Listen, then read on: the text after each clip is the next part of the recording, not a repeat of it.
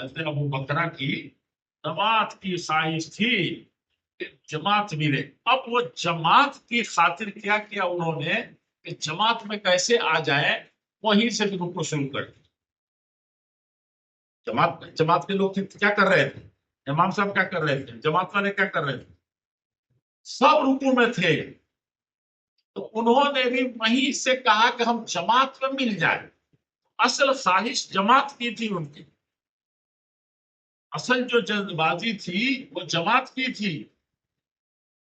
اس سے یہ پتہ چلتا ہے کہ جماعت کی کتنی اہمیت ہے اور وہ کتنا ضروری ہے. اس کے بغیر نماز کا گویا تصور ہی نہیں، اور اتنا شریعت کو گوارا نہیں ہے کہ آپ بلا جماعت کریں. صرف نماز کی جماعت نہیں، آپ کے خاندان کی جماعت ہے. اصل جماعت جو ہوتی ہے وہ تو کیا مومنین کی جماعت. اتبعوا السواد الاعظم، کہا کہ جماعت کی پیروی کرو، اکیلے 1,00,000 کرو گے تو کیا ہوگا، نہیں ہوگا. اسی لیے فقہا کہتے ہیں محدثین کہ 100 رکعت پڑھ کے آئے وہ نہیں قبول ہوگی، گھر میں پڑھ لیا. مسجد میں پڑھیں گے، جماعت کے ساتھ پڑھیں گے تب ہوگی، تب نماز ہوگی. وہ بلا جماعت کے نماز نہیں ہے.